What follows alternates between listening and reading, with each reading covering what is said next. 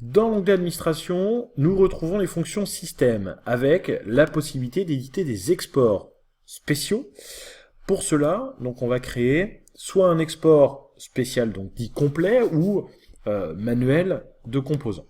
Alors prenons déjà un élément plutôt complet, donc on va récupérer là à ce moment-là un backup que l'on va pouvoir ouvrir avec la liste de l'ensemble de nos cours.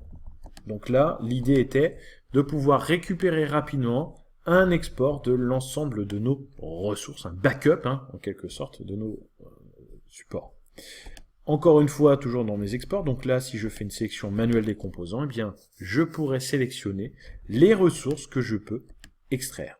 Donc là, correspond ma session de formation IVN. Et donc, pas encore de cours à l'intérieur, donc c'est pour ça que je ne peux exporter ces notions.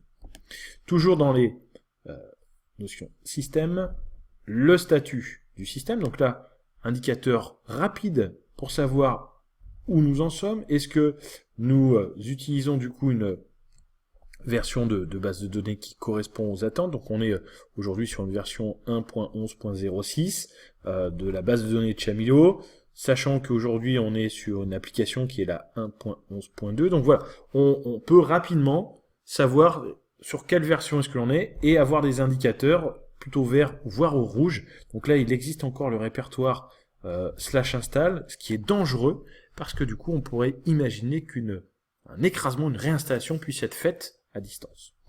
Donc, des infosystèmes sur Chamilo, sur PHP également, sur la base de données en tant que telle, et enfin, sur les informations aussi liées au serveur web.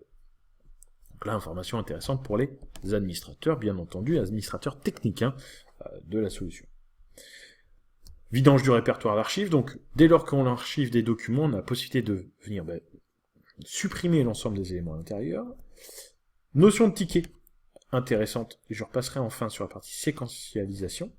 Donc il est tout à fait possible de créer des tickets de suivi d'assistance, de difficultés rencontrées. Donc si on donne la main aux formateurs, et bien du coup sur cette partie-là, ils auront la possibilité de faire des tickets d'assistance sur des cours qui ont des difficultés, ou nous, en tant qu'administrateur, dès que l'on reçoit un appel, eh bien la possibilité d'inscrire et d'enregistrer finalement l'ensemble de ces tickets pour un meilleur suivi des problèmes rencontrés.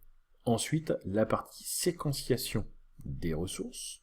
Donc là, la solution va nous permettre de, pour une session en particulier, identifier des prérequis. Donc là, l'organisation aujourd'hui n'est pas intégrée, mais on va créer ensemble quelque chose.